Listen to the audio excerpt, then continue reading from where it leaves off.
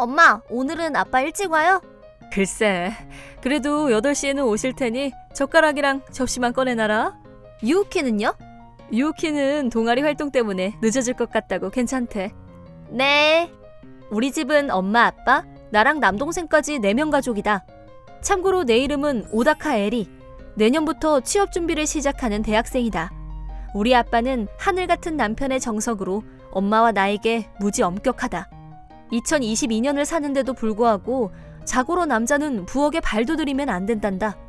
혼자서 컵라면도 못 끓이는 주제에 무슨 대단한 일 한다고 항상 일 때문에 바쁘다. 그래도 아빠는 경찰관으로 일하며 나름 높은 직급을 맡고 있기 때문에 바쁘다 하는 것도 어느 정도 이해는 한다. 나는 그런 아빠를 별로 좋아하지 않지만 엄마는 언제나 고분고분 웃으며 아빠의 명령을 다 들어주었다. 내일은 알바도 없으니까 할아버지랑 할머니 병간호 도와드릴게요. 어머, 진짜? 고마워. 간병인이 집에 오고부터는 엄마도 일이 수월해지긴 했는데 할머니 몸이 많이 약해지셔서 목욕시키는 게 너무 힘들었거든. 도와주면 고맙지. 그나저나 할아버지랑 할머니 병간호도 이제 5년 정도 됐나? 그러네. 설마 이렇게 길어질 줄이야. 아무리 그래도 아빠네 엄마 아빠인데 아빠도 조금은 같이 도와줘야 하는 거 아니에요? 아빠 진짜 너무하는 것 같아요. 에이, 아빠가 좀 그래 보여도 회사 일로 바쁜 사람이야. 요즘 세상이 험해져서 사건 사고도 많이 일어나잖아. 뭐 그건 그런데 아무리 그래도 어느 정도는 집안일도 도와야죠. 에리는 아빠한테 얄짤없구나? 그런 평범한 이야기를 하던 중이었다. 호랑이도 제 말하면 온다더니 아빠 왔나 보다. 우리 집에는 아빠가 집에 왔을 때 반드시 현관까지 나가야 하는 규칙이 있다. 귀찮았지만 이 집의 규칙에 따라 밥 먹던 도중 현관으로 향했다. 하지만 평소와는 다르게 아빠 옆에 의문의 여자가 서 있었다. 실례하겠습니다. 응? 누구지 이 여자? 자세한 이야기는 집에 들어가서 하마. 일단 거실로 가자. 잠깐! 이게 대체 무슨 일이야, 아빠? 아빠 미쳤어? 제정신이야? 아무리 봐도 여자와 나는 몇 살 차이도 안 나 보였다. 아마 20대 중후반 정도? 얼굴은 예뻤지만 싼티나는 여자였다. 55살이나 먹은 아빠와는 어울리지 않았지만 아빠의 팔짱을 끼고 있는 것으로 보아 서로 좋아하는 사이임을 알 수 있었다. 나는 참지 못하고 아빠에게 큰 소리를 질러댔다. 하지만 엄마는 냉정하게 그런 나를 말렸다. 에리, 엄마는 괜찮으니까 일단 진정하고 거실에서 차분히 이야기하자. 이렇게 나와 엄마가 나란히 앉고 그 맞은편에 의문의 여자와 아빠가 앉아서 이야기하는 대환장 파티가 시작됐다. 아이코, 미안해. 이혼해줘. 뭐? 아빠 그걸 말이라고 해? 미쳤어? 에리, 진정해. 내가 지금 진정하게 생겼어요? 부부싸움하다 이혼하는 것도 아니고 여자를 데려와 놓고 이혼해달라 하다니 당신도 무슨 생각으로 여기로 온 거야? 죄송합니다. 어떻게 된 일인지 말해봐요. 사실은 나 이 아이랑 바람피고 있었어. 근데 임신을 하는 바람에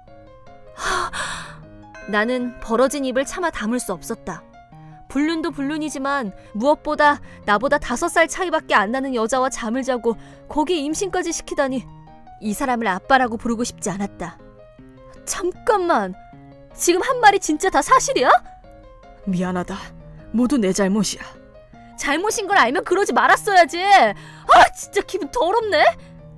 에리, 됐으니까 조용히 좀 해봐. 네. 엄마는 매우 냉정했다. 내가 패닉에 빠져 난리를 치던 와중에도 조금의 표정 변화도 없이 아빠만을 보고 있었다. 계속 말해봐요. 언제부터 서로 그렇고 그런 사이가 된 거죠? 3년 전부터야. 사실 이 아이는 내가 맡은 사건의 참고인이었어. 이야기를 들어주다가 서로 호감을 느끼게 됐고 그래서 한숨밖에 나오지 않았다. 이제 더 이상 놀랍지도 않았다. 그냥 다 때려치고 싶었다. 엄마도 아빠의 말에 화가 난 듯 했지만 어떻게든 이해해보고자 화를 꾹꾹 누르고 있었다. 이 아이는 아직 28살밖에 안 됐어. 어린 나이에 임신까지 시켰으니 이젠 내가 이 아이를 책임져야만 해. 가족에겐 정말 미안하지만 나도 매일 일만 하고 살다 보니 스트레스가 너무 많이 쌓였어. 이제부터는 이 아이와 살 거야. 그러니 이혼해줘. 이혼 이야기는 알겠어요. 하지만 일방적인 이혼은 나도 납득하기 힘들어요. 납득할 수 있게 위자료라도 받아야겠어요. 우리 아이들의 미래가 아직 많이 남아있다는 건 알고 있겠죠? 돈을 달라니? 너한테 줄 돈은 없어. 아이들도 다 컸으니 괜찮잖아. 그럴 수는 없어요. 유혹해도 내년엔 수능을 봐야 하고 에리도 취업 준비를 앞두고 있다고요. 위자료는 책임지고 지불해주세요. 사실은 매달 이 아이에게 몰래 생활비를 주고 있었어. 그래서 모아둔 돈도 많이 없고 위자료로 줄 돈도 없어. 나는 아빠의 역대급 발언에 결국 머릿속 사고가 정지되어 버렸다. 비참함과 절망스러움에 현기증이 나고 구토마저 나오려고 했다. 더 이상 참을 수 없었다. 당신이 아빠 자격이 있어? 우리한테는 자기가 뭐라도 되는 것처럼 이래라 저래라 하고 정작 자기는 젊은 여자랑 놀아나다니. 너 아빠한테 그게 무슨 말버릇이야? 이제 나한테 아빠 소리를 들을 생각하지 마. 이 인간 쓰레기야. 너 그만해요. 남보기 창피하지도 않아요? 이혼은 꼭 해줄게요. 더 이상 당신과 살 자신이 없네요. 돈도 100번 양보해서 어느 정도는 양보해줄게요. 아이고, 엄마, 그렇게 쉽게 맞으면 안 돼요. 근데 당신 부모님은 어떻게 할 계획인가요? 그건 네가 돌본다고 했잖아. 돌아가실 때까지 네가 당연히 돌봐야지. 그걸 지금 말이라고 하는 거예요? 난 당신의 아내였기 때문에 5년 동안 열심히 병간호를 해온 거예요. 누구에게도 인정받지 못했지만요. 물론 당신도 따뜻한 위로 한마디 한 적 없었죠. 하지만 이혼하게 되면 그분들과 나는 서로 남남이에요. 내가 병간호를 할 이유가 없는 거죠. 그럼 그 이후 병간호는 당신이 해야겠네요? 네? 그렇잖아요. 이 사람과 결혼을 한다는 건 이 사람의 부모님과도 가족이 된다는 거니까요. 당연히 병간호도 각오하고 결혼하기로 한 거죠? 그건 처음 듣는 이야기예요. 알았든 몰랐든 지금 그게 중요한 게 아니잖아. 이봐, 그런 식으로 말하지 마. 어차피 조금 있으면 곧 돌아가실 텐데 얼마 남지도 않았는데 네가 해도 되잖아. 대박. 진심으로 하는 말이야?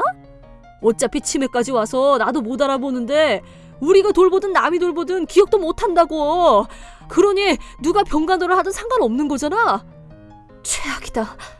나는 그 말을 듣고 저 사람이 나의 아빠라는 사실보다 나와 같은 인간으로서 숨을 쉬고 있다는 사실이 부끄러웠다. 내 몸속에 이 사람의 피가 흐르고 있다고 생각하니 온몸에 소름이 끼쳤다. 당신은 정말 어리석고 막무가내인 사람이군요. 뭐라고? 위자료는 지불하고 싶지 않고 부모의 병간호는 이대로 부탁한다고요? 그건 마치 어린아이가 막무가내로 떼쓰는 것과 다를 바가 없죠. 이따위 어설픈 각오로 이 여자랑 바람피고 아이까지 만들어 오다니. 그건 내가 태어나서 처음 본 장면이었다. 지금까지 뭐든 아빠의 명령대로만 살아왔던 엄마가 혼신의 힘을 다해 아빠의 귀싸대기를 때린 것이다. 아빠도 설마 자신이 귀싸대기를 맞을 거라고 생각하지 못했는지 옆을 향한 얼굴이 그대로 굳어 있었다. 당신도 앞으로 고생 좀 하겠네. 네? 그렇잖아요. 20대 후반에 80대 시부모의 병수발을 갑자기 2사람이나 하게 될 테니까요. 처음 보는 노인의 기저귀를 매일 갈아줄 수 있나요? 식사도 영양분을 생각해서 만들지 않으면 안 된다고요. 진짜 힘들겠다. 게다가 육아도 해야 되잖아요. 가로로 쓰러지지 않았으면 좋겠는데. 물론 이 정도 각오는 했으니 바람을 핀 거겠죠? 그쵸? 안 돼! 싫어! 아니, 잠깐 어디가? 아이코! 너 도대체 이게 무슨 짓이야? 무슨 짓? 현실을 알려준 것 뿐이라고요. 지금까지 고마웠어요. 어찌됐든 당신의 부모니까 혼자서 잘해보세요. 우리들은 내일 바로 우리 친정집으로 갈게요. 이럴 수가... 알았어. 병간호는 내가 할게. 그니까 위자료는 좀 봐줘. 부탁해. 당신이 지금 어떤 상황인지 아직 잘 모르고 있는 것 같네요. 위자료가 없어지는 일은 절대 없을 거예요. 지금은 위자료로 얼마를 지불할 것인가를 결정하는 단계라고요. 젠장! 그 후 아빠는 그대로 집을 나가버렸다. 그 여자를 뒤쫓아간 것 같았다. 하지만 그 여자는 도망가 버렸고 결국 결혼은 파혼됐다. 어쨌든 그 여자도 임신을 했으니 앞으로의 생활이 힘들어질 것은 불보듯 뻔했다. 반면 아빠는 사건 참고인과 불륜을 한 사실이 경찰 내에 문제가 되어 감봉과 엄청난 강등 처분을 받은 모양이었다. 항상 고분고분했던 엄마도 이번 일로 완전히 아빠에게 정남이가 떨어졌는지 단호하게 매달 8만 엔의 양육비와 수백만 엔의 위자료를 청구했다. 그날 이후 나와 남동생은 아빠와 만난 적이 없다. 물론 만나고 싶지도 않다. 아빠가 나가준 덕분에 우리 가족은 전보다 더 평화로운 일상을 보낼 수 있게 되었다. 정말 다행이다.